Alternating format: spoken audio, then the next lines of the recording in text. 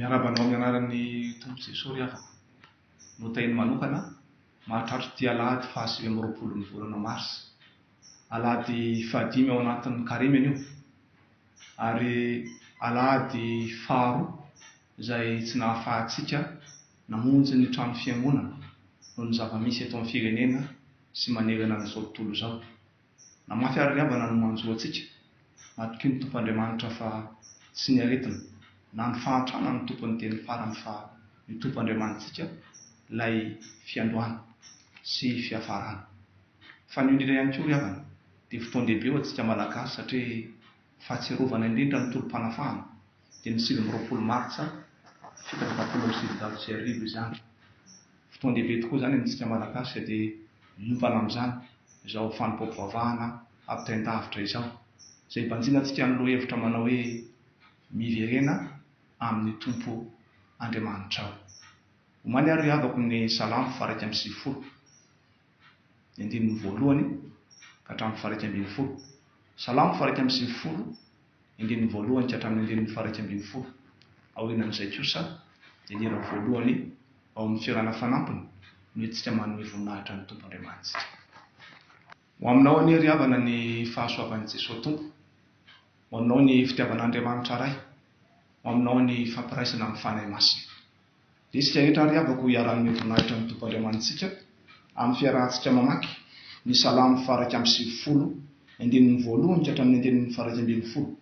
Ovakitsika amin'ny anaran'ny Tompo izany manao hoe ny mitoetra ao amin'ny fiherena izay haniny avo indrindra dia mono ny ambany aliko ny jitoa. Izao ilazan'i Jehovah hoe fialofako sy batery fiarovana ho ahy izy, ary Andriamanitro izay itokiko. Fa izy no hanafaka anao amin'ny fandriky ny mpihaza sy ny arety mandoza. Ny volon'elany no anaronany anao, ary eo ambanin'ny elany no ialofanao. Ho ampinga kely sy ampinga lehibe ny fahamarinana. Tsy atahotra ny orooro noho ny alina ianao, na ny zana-tsipika manidina noho ny andro. Ny reto mandringana mandeha amin'ny maizina, na ny fandringianana mandripaka amin'ny tato-vonana.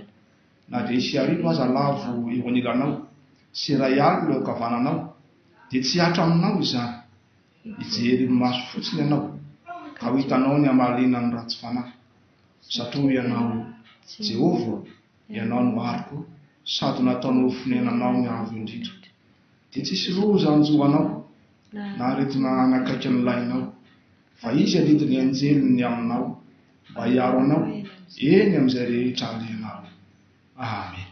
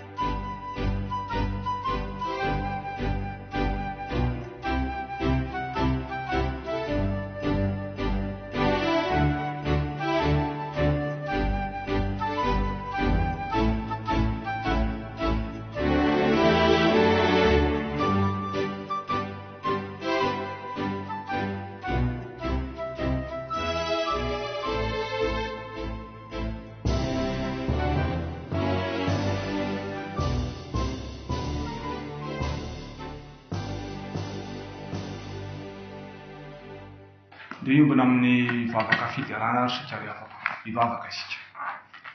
Ny Andriamanitra ray zanaka ary fanahy masina rehetra izay manondro fianolohana rehetra dia ny any amin'ny isa-tokantrano tsirairay avy any dia raha sy manome voninahitra anao izay Tompo, mankalaza ny anaranao fa tena manana hevitra hiverina ny fiainana tokoa ianao, dia hevitra hitondra fiadanana fa tsy loza. Namafy tokoa ary ny manjo anay dia resy lahatra izay Tompo fa tsy mitaza-potsiny ianao fa manatrika anay ary mamonjy anay araka ny teninao. Amin'ny alalan'izao fanompoam-pavahana izao Tompo dia raiso ny fiderana Jery-tolotray amin'ny alalan'ny hira, ny vavaka, ny fanalatana salamo fiderana izay nitaterahana teo mba ho voninahitra ao ny amin'ny fitantananao mahagaga ka mbola mahatoy izao anay. Eo anatrehan'izany fitiavanao izany koa nefa Tompo dia mahatsiaro ny tsy fahatanteranay sy ny fahotanay izahay izay hifonanay aminao sahady ankehitriny. Aneloka vitanay mpianakavy ny finoana eto ambavadin'ny tafo izany, ny ankonana tsirairay avy, ny mpiray tamin-drazana, ny mpiarabelona manerana amin'izao tontolo izao. Ny Andriamanitra mpamela heloka sy mpamindra fo mamela anelokay fa amin'ny anaran'i Jesoa Kristy Tomponay mpamela heloka dia nanao sorona teo ambony hazo fijaliana mba ho famonjenanay no anaovana izany vavaka izany. Amen. Dia rehefa rahantsika manao ny hira 770 ny andinin'ny voalohany sy ny andinin'ny faharoa, aorianan'izay dia miombona amin'ny vavaka isika ary aroso amin'ny fandrenesana ny famakiana ny tenin'Andriamanitra.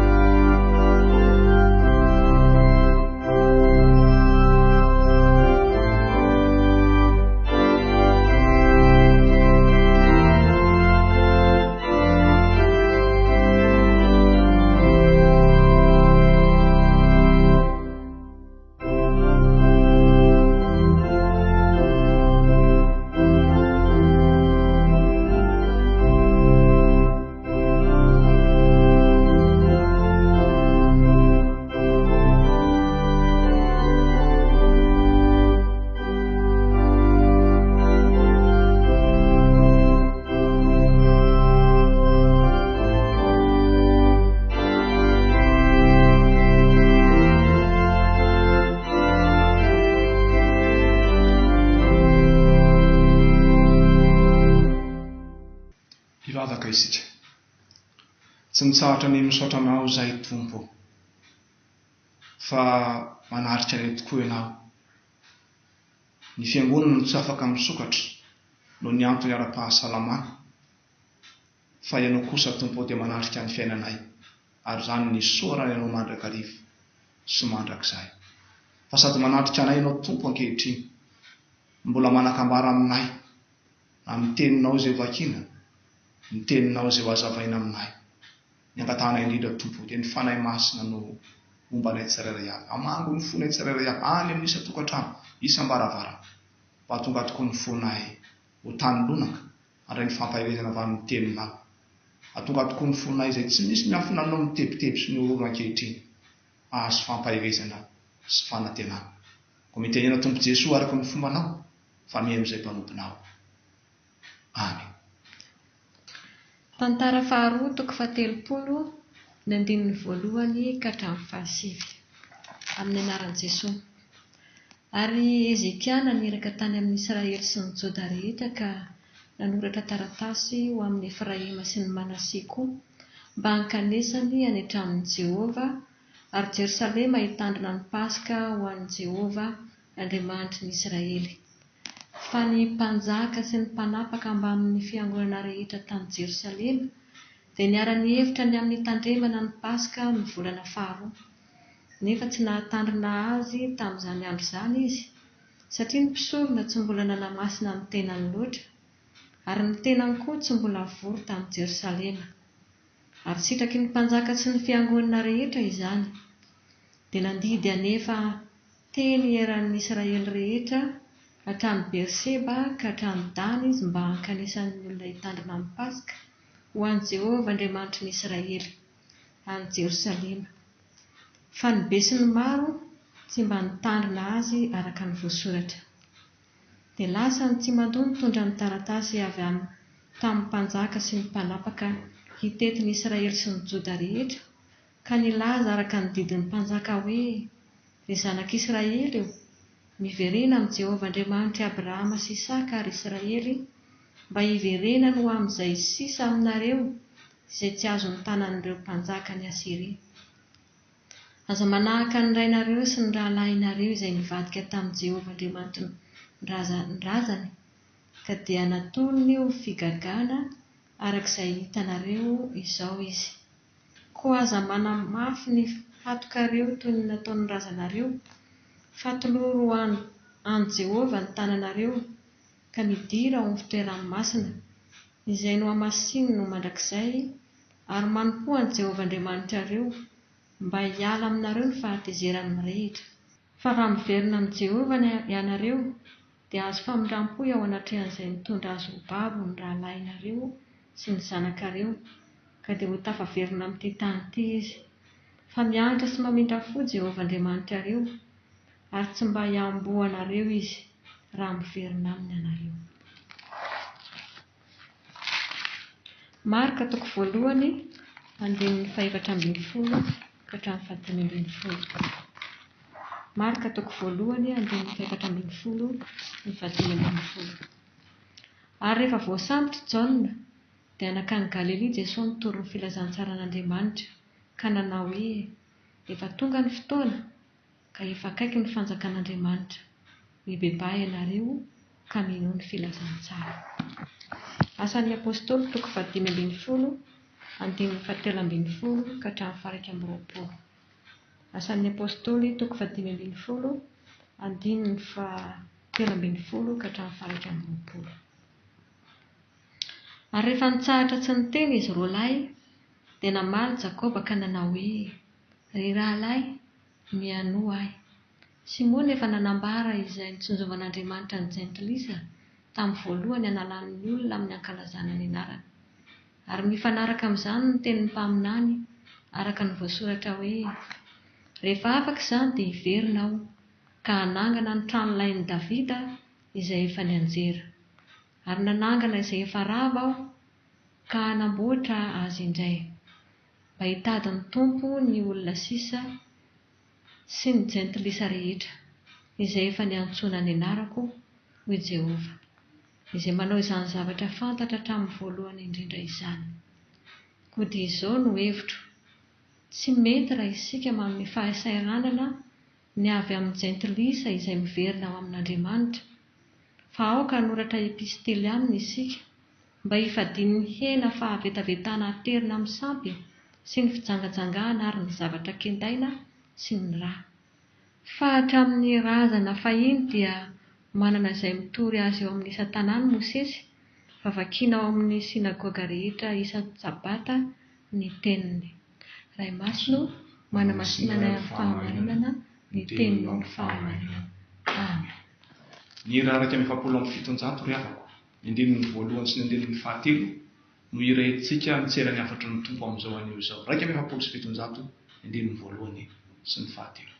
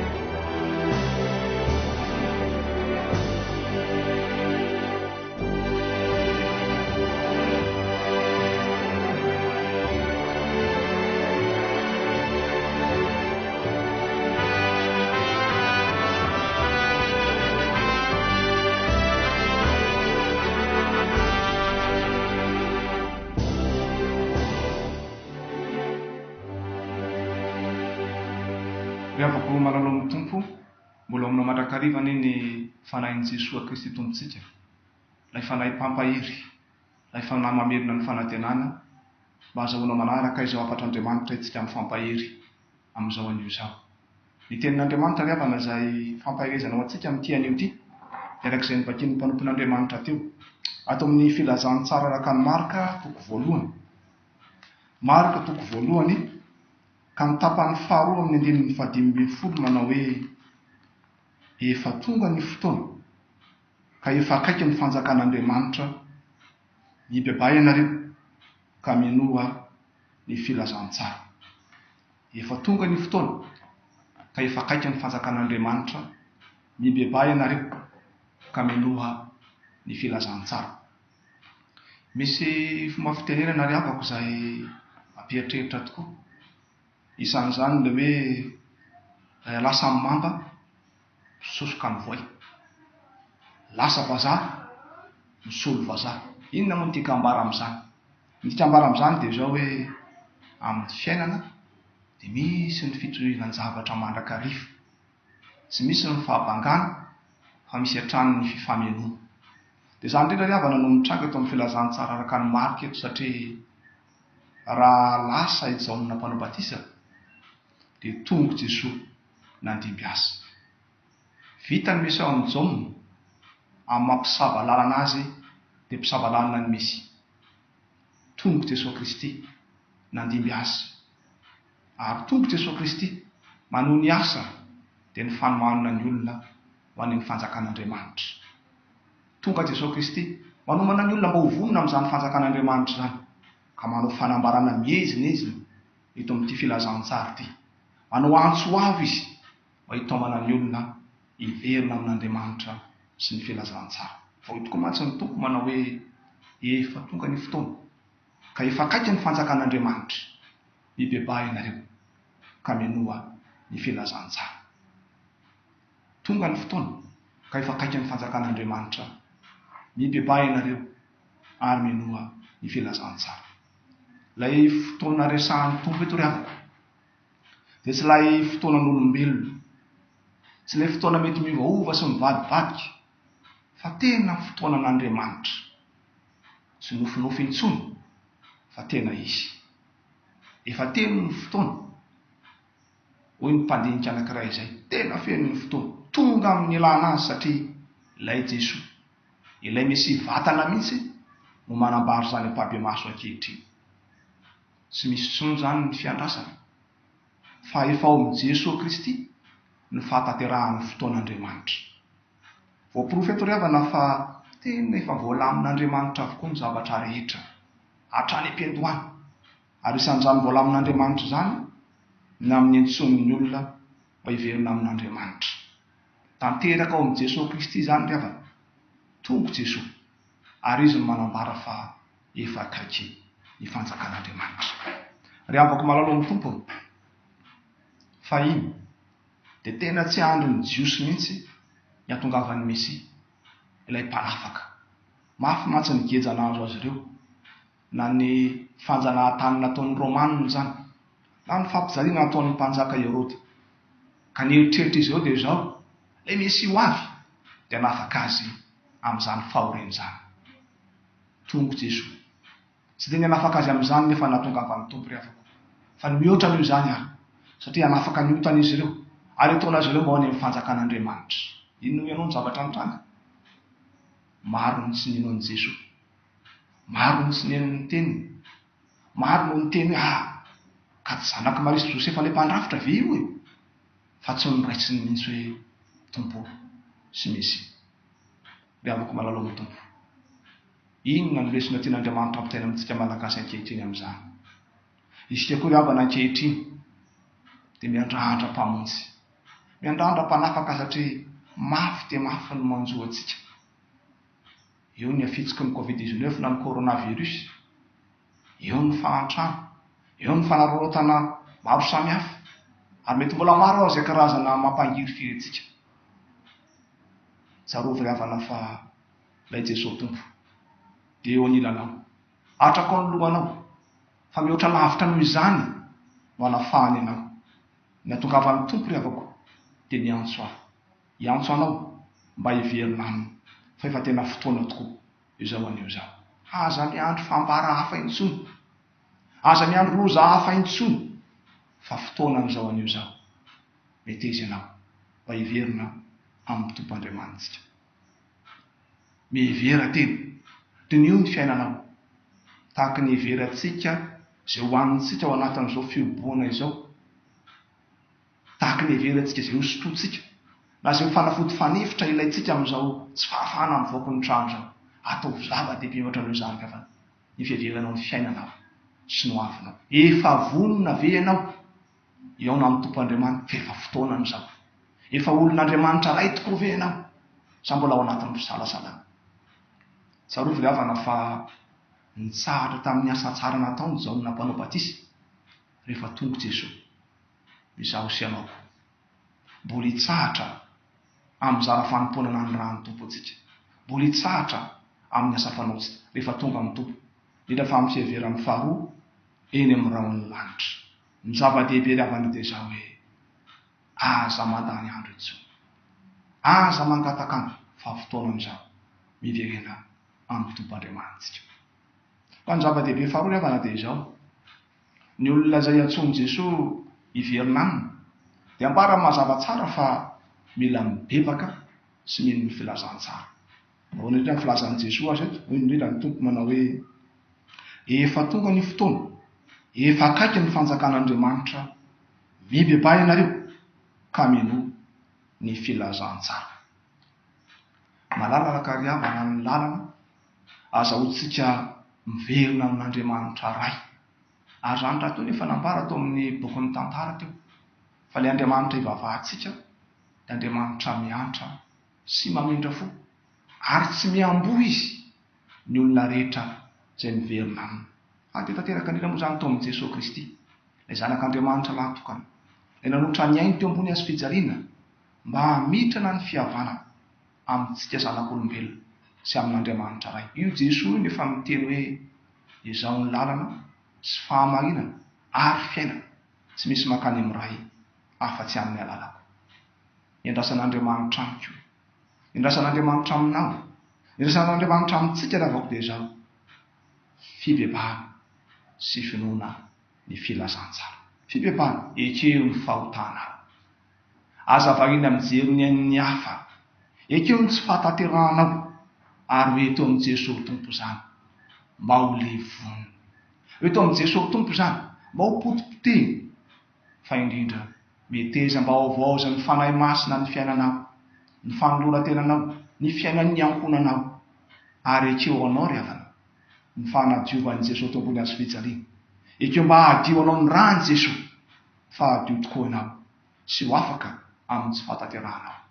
Fa mino ihany koa ny filazantsara. Inona moa ny tiany tompo ambara amin'izany? Ny tiany ambara amin'izany dia izao hoe matoki an'i Jesosy tompo. Ekeo marina eo amin'ny fiainanao ny famonjenajena ataon'i Jesosy ka voambara amin'ny Baiboly. Miombona avy eny amin'i Jesosy Kristy, mankala ny ratsy ary ankatoavy ny sitrapon'Andriamanitra. Mino fa ny diakapoka tamin'ny tompo Jesosy dia nitondrany ny aretiko, nitondrany ny aretinao, nitondrany ny aretintsika rehetra na ny lasa ny ankehitriny. Ko mampahery ianao ry havana izany tenin'Andriamanitra izany, fa na mafy ara ny manjo, tsarovy fa misy fiafarany daholo izany rehetra izany, fifambiakaiky ny fanjakan'Andriamanitra. Ry havako malalo amin'ny tompo, samy miara-mahitsika ankehitriny fa misy krizy lehibe eto amin'ny firenena. Tsy dia krizy ara-politika tahaka ny mahazatra, fa krizy ara-pahasalamana, krizy ara-piarahamonina sy ara-pifandraisana. Samy sahirana ny rehetra, na ny mpitondra, na ny vahoaka, hatramin'ny mpitondra fivavahana sy ny fiangonana. Samy sahirana isika rehetra. Dia mizara telo ny olona ao anatin'izany fahasahiranana sy krizy izany. Misy ny ampahan'olona izay matahotra, dia antsika ireny mandositra ireny, sasany mamonjy any ambanivohitra, sasany mamonjy any amin'ny faritany, sasany mamonjy any amin'ny toeran-davitra, satria mihevitreritra fa eto amin'izao toerana misy azy zao dia misy arety mandozaka ny fandosirana ny vahaolana. Fa misy ihany koa ny karazan'olona faharoa manararoatra eo anatrehan'ny fahasahiranan'ny firenena sy ny fahasahiranan'ny mpiara-belona dia manafy netana mampisondrotra ny vidin'entana tsy aradrarina, mety mampiasa fomba hafa maro samihafa anararotana izao fahasairana an'izao mba hanangonan-karena. Fa misy koa nefa levana karazan'olona fahatelo izay mampisotra an'Andriamanitra satria na sarotra ara-ny fiainana na izany ara ny zava-misy dia mijoro reny olona ireny, mandray andraikitra izy ary tompona andraikitra ary isan'izany ny fanajan'ny lamina rehetra izay apetraky ny fotoanam-panjakana. Fa amin'ity an'ity havako, misy lamina izay tian'Andriamanitra apetraka aminao ka tiany koa mba hankatoavinao. Lamina roa izany dia izao: mibebà ary mino ny filazantsara ny Jesoa Kristy tompontsika. Aza lany andro manamara tena, aza lany andro metikodina tsy aroa, minoan'i Jesosy tompo dia hovonjeny ianao sy ny ankonanao. Mibebà ho anao, mibebà ho amin'ny manodidina anao, mibebà ho an'ny fianakaviana sy ny ankonanao, mibebà ho an'ny fiangonana, mibebà ho amin'ny firenena, eny mibebà ho an'izao tontolo izao. Fa iza moa ry havako sika rehetra ny tsy mahaniry ny fiainan-danitra andova ny fiainana mandrakizay. Ko asa ianao ry havako izay manana izany faniriana tsara izany, tiany nanjara amin'ny fanjakan'ny lanitra, efa tonga ny fotoana ankehitriny. Mahaiza manara-loatra fa mbola miteny aminao ny Tompo Jesosy manao hoe efa tonga ny fotoana ka efa akaiky ny fanjakan'Andriamanitra. Mibebà ary mino ny filazantsara. N'Andriamanitra ireny ny voninahitra fa ny fanahiny kosa ho amintsika rehetra mba tonga antsika tokoa ho vonina indrindra amin'izao fotoana izao ary tonga antsika ho amin'ny fibebahana sy ny finoana. Amen.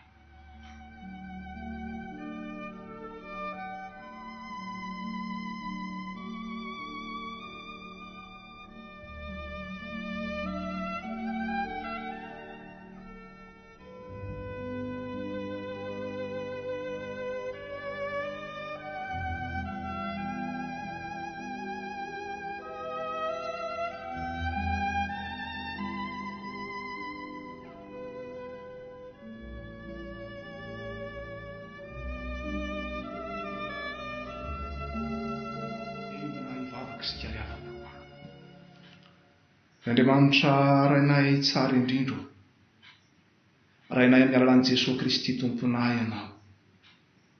Misaotra anao indrindra izay tompony amin'ny teninao izay norenesinay teo. Fa Andriamanitra tena tianay tokoa ianao, tsy mameranay ho kamboty indrindra ao anatin'ny fotoan-tsarotra izay lalovan'ny firenena ankehitriny noho ny amin'ny areti-mandingana Covid-19 izany. Misaotra anao izay tompony amin'ny teninao, teninao mampahery anay, mampitraka ary mampiorona anay amin'ny finoana. Ny fanahinao ny Jesosy no tahiry izany aty am-ponay ka mbo tena fiainanay tokoa, ka na amin'ny mora fa indrindra amin'ny sarotra dia hijoro amin'ny finoana sy ny fahatokiranao mandrakariva izay, ary maneho ny fahavononay Tompo hiara-miasa aminao, ampahery ny ankonana, ny mpiara-monina, ny mpiara-belona aminay. Fa tena fotoanany tokoa izao hijoronay vavolombelonao sy anehoanay ho retany ren-danitra ny finoanay sy ny fahatokinay anao Jesosy. Ianao nefa niteny aminay fa aty amin'izao tontolo izao no ahitanareo fahoriana, fa mahatoky anao Jesosy, Tompo ndreto izay maneho ny fahatokinay anao. Mivavaka indrindra izay Tompo ho an'ny malagasy rehetra, indrindra fa ireo ondronao Tompo eto amin'ny efi-jaikely mambavadin'ny tafo, manisa tokantrano, manisa varavarana rehetra izay mandre sy mahita izao fanompom-pivavahana izao. Ny fanahinao tokoa no ampitoetra ny teninao am-pony izy ireo, ka na dia eo ara ny sentosento no ny toe-java-misy, eo ny fanahina sy ny tahotra. Tompo, ianao nanamafiorina ny finoan'ny mpino, ary taona izay mbola tsy eo ambaranao koa mba hiverina aminao. Ianao nampahery ny isa-tokantrano ka nomeny sahaza na ny ara-panahy, na ny ara-tsaina, na ny ara-nofo ihany koa mbola azahoana mijoro vavolombelonao. Fa mivavaka indrindra izay Tompo ho an'ireo rehetra izay ao anatiny tsy fahasalamana, fa indrindra ny tratran'ny aretina coronavirus izany. Ianao no ampahery azy ireo, ahatsiarovany fa tsy ny aretina akory ny tompony teny farany, fa ianao Andriamanitro no tompony teny farany. Koresy lahatra izay Tompo, fa tahaka ny efa nataonao hatramin'izay, mbola ataonao koa amin'ny malagasy ankehitriny indrindra fa ireo tratran'ny aretina. Ka na mety ianao Tompo, dia mba omeo azy ireny ny fahasalamana. Fa mivavaka izay Jesosy, ho ho an'ireo izay fianakavianako namoy havana noho izany aretiny zany ihany. Ianao namelombelona ny fanantenana izy ireo, anasitrana ny ratrapo, anome toky azy fa eo anilany ianao Jesosy mitantana ny fiainany, amelombelona ny finoana fa mivavaka koa izay tompo ho an'izay rehetra manana ny raikitra hiara-miasa aminao amin'ny famongorana izany arety manrigana izany, na ny mpitondra fivavahana izany fa indrindra ny mpitondra fanjakana. Ianao nanome fahendrena azy ireo, azahoany mandrindra mba hantanteraka ny asa rehetra, mba azahoany vahoakanao rehetra manerana n'izao tontolo izao, indrindra fa nety Madagasikara, ny fahasalamana, na ny fahasalamana ara-nofo izany, na ny fahasalamana ara-tsaina izany, satria teraka stress maro tokoa izao valana rehetin'izao, fa indrindra ny fahasalamana ara-panahy ka tonga ny tokoa ho tafaverina aminao. Fa afaka manokana izay Jesosy ho an'ireo mpitsabo na mpitsabo mpanampy na manana andraikitra amin'ny fitsaboana, vavaka izay ho an'ireo mpitandro ny filaminana, izay rehetra manana andraikitra amin'ny fandaminana maro samihafa. Ianao no hanome fahaizana ny mpitsabo sy ny mpiara-miasa aminy, hanome azy fahendrena fa ho aro sihero azy ireny ihany koa mba tsy hifindrany ny aretiny izy, mba azahoany miara-miasa aminao tompo, manasitrana ny vahoakanao. Kenao mihitsy Jesosy ny irenay mba hanendro ny loharanona aretina ny fakana aretina rehetra ao anatin'ny tsy salama, ary hampahery ny mpitsabo ihany koa mba ho tananao tokoa manasitrana azy ireny. Fa mivavaka indrindra Jesosy ho an'ny mpiara-belona rehetra manerana amin'izao tontolo izao, indrindra ny mpino rehetra vao tena vavy iray sy saina iray tokoa ny arahany mankalaza anao Andriamanitra, rain'i Jesosy a Kristy tomponay, indrindra amin'izao fahasairana analovan'izao tontolo izao. Fa nivavaky ny maro tokoa, nivavaky ny marina tokoa, dia mahery indrindra. Koa ny hery avy aminao Jesosy ny irenay, ampahery ny mpino rehetra, ampahery manokana ny malagasy, satria tsy miafina aminao tompony zava-misy eto amin'ny firenena. Ankoatra ny fahantrana ara-toekarena, dia koa ny fahantrana ara-tsaina, ka isehon'ireny fanararaotana maro samihafa ireny. Fa indrindra eo ny fahantrana ara-panahy, ka mahatonga ny tokoa mbola tsy atsiaro tena mba hibebaka sy hiverina aminao Jesosy, jereo manokana ny malagasy, ampahery sy ampio izay tompo, mba azahoany miara-miady aminao andresy izao arety mandrihana izao. Eny ny tompo Andriamanitra io, ny ezaka rehetra atao amin'izany fitsaboana izany, na ny fikarohana fanafody, na ny fanafody izay efa ampelatana, dia samy ambilo izany mba hitondra fahasalamana sy hery ho an'ny tsirairay avy. Tompo, mbola maro ny vetiveti-ponay, teny angatahana ho an'ny tsirairay avy sy atokantrano isam-baravarana, manomboka amin'ny ankizy madinika indrindra hatrany amin'ny filoham-pirenena, ny angatahana i Jesosy teny iasany fanahinao anatinay, ka tsy arovanay tokoa fa manahatrika anay ianao tompo, ary ho anilanay mandrakariva sy mandrakizay, tsy amin'izao aretina coronavirus izao ihany, fa amin'izay rehetra mianjady eo amin'ny fiainanay, mbara-pahatonga ny fahataperan'izao tontolo izao. Dia mbola maro tompo ny vetiveti-ponay, maro izay tianay angatahana aminao, fa resy lahatra izay tompo, fa ianao ny mahalala ny maso sy mahatsara, na ny tsirairay avy, na ny fiangonanao, na ny malagasy sy ny firenena malagasy, na izao tontolo izao. Dia tianay ary tompo ny ampiombo n'izao vavaka izao, amin'ilay vavaka nampianarinao manao hoe rainay izay any an-davitra, ho masina ny anaranao, ho tonga ny fanjakanao, atao any ny sitraponao, ety an-tany tahaka ny an-danitra, eo anay no izay anona sahaza anay, ary mamelany elokay tahaka namelana izay meloka taonay, ary izay mitondra anay amin'ny fakapana, fa manafanay amin'ny ratsy, anao ny fanjakana sy ny hery ary ny voninahitra mandrakizay. Amen. Nomboanantsika voavelelika rehetra manerana izao tontolo izao manao hoe Amin'Andriamanitra resy tokoa ny lanitra sy ny tany ao, ary mino amin'i Jesosy Kristy izany amin'ilay tokana bolontsika, izay nitorotorona tamin'ny fanahy masina, nateraky narevelitsiny, nijaly ao amin'ny apaky Pilato, nombona tamin'ny hazo fijaliana, maty nalevina, nidina tany amin'ny fiainantsika, sangana tamin'ny maty tamin'ny fahatelo, niakatra ao any an-danitra, mipetraka amin'ny kavaron'Andriamanitra resy tokoa, avy any ny haviny tsara ny velona sy ny maty, mino ny fanahy masina ao, fiangonana masina manerana amin'izao tontolo izao, fiangonan'ny olona masina, famelan-keloka, fitsangana ny tena amin'ny maty, ary ny fiainana mandrakizay. Amen. Isaorantsika an'Andriamanitra ry havana fa tanteraka soamatsara izao fanompoam-pivavahana izao. Meloa ny amaranantsika azy havana dia mba misy afatra telo izay mba tiana ampitaina amintsika rehetra. Ny voalohany dia izao: mivava ary mifampivava mandrakariva isika. Araka ny voalaza ary amin'ny bokin'ny Jakoba manao hoe mifampivava mba ho sitrana ianareo, fa ny fiasan'ny vavaka ny marina dia mahery indrindra. Amin'ny alalan'ny vavaka ry havako mampaherezan'Andriamanitra antsika, ko mahereza mivavaka isika. Atsika manokana eto ambavadin'ny tafo ry havana, eno anao rehetra izay manaraka izao fotoana izao dia manasanao aho. Isaky ny amin'ny fito ora sasany alina ndao isika hanandratra vavaka, hiara-iombona mivavaka, hitalao amin'ny Tompoandriamanitra, ny famelan-keloka ho an'ny firenena so an'ny malagasy so amin'izao tontolo izao, ary fitonanam-bavaka ihany koa ny amin'ny etsaka hitsaboana sy hamorana ny aretina Covid-19 eto amin'izao firenena misy hetsika izao sy manelana ny nosy ary manelana n'izao tontolo izao. Fa ny faharoa dia izao, vakeo ny tenin'Andriamanitra, raiso ny tenin'Andriamanitra mba ho tena fiainanao, fa io tenin'Andriamanitra io no mampiorina antsika amin'ny finoana na dia mirotana ary eo amin'izao tontolo izao. Io tenin'Andriamanitra io mamelombelona ny fanantenantsika na dia nendray ary misy zavatra mahakivy sy mampisinto. Tenin'Andriamanitra roa havana ny tiako hosarihana anao amin'ity ety. Eo amin'ny Mateo 7:20 ny 20 Jesosy no miteny manao hoe fa na aiza angonan'olona telo amin'ny anarako dia ho fivoany aho. Tsarovy ry havako, fa na tsy afaka miara-mivavaka any am-piangonana ary sika, any an-tokantranonao koa ny Tompo eo anivonao izy. Tsy irery ianao ao anatin'izao ady sarotra izao fa miaraka aminao Jesosy. Fa ny tenin'ny mpanao salamo koa ry amin'ny salamo 120 ry havana, ny andiny voalohany dia manao hoe Andriamanitra no aro sy ero antsika, mpamonjy mora azo indrindra amin'ny fahoriana izy.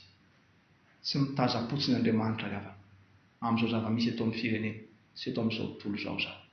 Tsy mitaza-potsiny izy fa manatrika antsika izy, miandany amintsika izy, mampahery antsika izy, miaro antsika izy, fa indrindra mamonjy antsika na amin'ny aretina Covid-19 zany sy amin'ny fahantrano, fa mamonjy antsika mba azahoantsika ny fiainana mandrakizay mihitsy izy. Ny fahatelo ry havana dia izao, manajany ny lamina izay apetraky ny mpitondra. Manajany ny lamina izay apetraky ny mpitondra. Soratra masina rahateo eny amin'ny bokin'ny Hebreo dia milaza hoe manekeny ny mpitondra anareo ary manohava azy. Maro ireo lamina izay apetraky ny fitondram-panjakana, anasako anao ajaho ireny. Santionany telo amin'ireny ry havana ny tiako ampatsevina aminao amin'ity minitra voalohany dia hoe manasan-tanana matetika amin'ny savony arak'izay azo atao. Ny faharoa dia izao, mijanona ao an-trano aza mivaoboaka. Ary ny fahatelo, mihaino vaovao tsy tapaka, fa ao ny andrenesanao izay tokony ho atao sy ny fivoaran'ny toe-draharaha eto amin'ny firenena. Feno izany rehetrarehetra izany ry havana dia izao, matoky ny Tompoandriamanitra fa tsy mamery anao irery izy. Ary izy no miteny aminao manao hoe ko mahereza sy matanjaka, aza matahotra na mivadi-po fa momba anao ny Tompoandriamanitra ao amin'izay rehetra alianao. Dia ho azy anie ny voninahitra fa ny fitahiny sy ny fiadanany kosa ho aminao, ho amiko, ho amintsika rehetra. Amen. Dia misaotra anao ry havako nanaraka izao fiaraha-mivavaka izao. Ny fanerentsika dia mba any am-piangonana isika amin'ny fotoana manaraka. Kanefa moa raha mbola mitohy ny toe-draharaha tahaka an'izao eto amin'ny firenena dia mbola hiaraka hatrany isika tsy fanadionam-bavaka, indrindra amin'izao vavaka ifampitandavitra izao. Dia ndeha arsika ry havana mara amin'izao fiaraha-mivavaka izao. Ny hira 4:7 no ataontsika, aorianan'izay kosa dia atolotra ny tsotrano. 4:7 zanahy ho tahio ny tany razanay.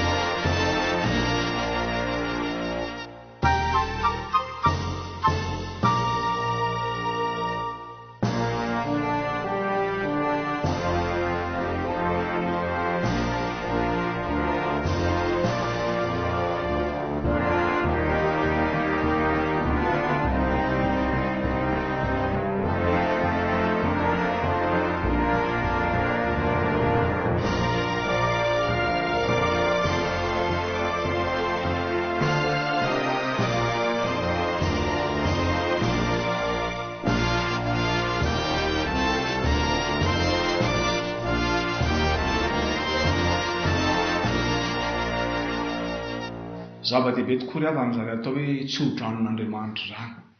Ary izany no omen'Andriamanitra anao ankehitriny hiatrehanao izao herinandro vaovao izao. Ka na misy ny mampanahy tsarovy fa mombana ny tompo dia ho tanteraka aminao anie izao tsodrano tononona amin'ny anaran'i Jesosy Tompo.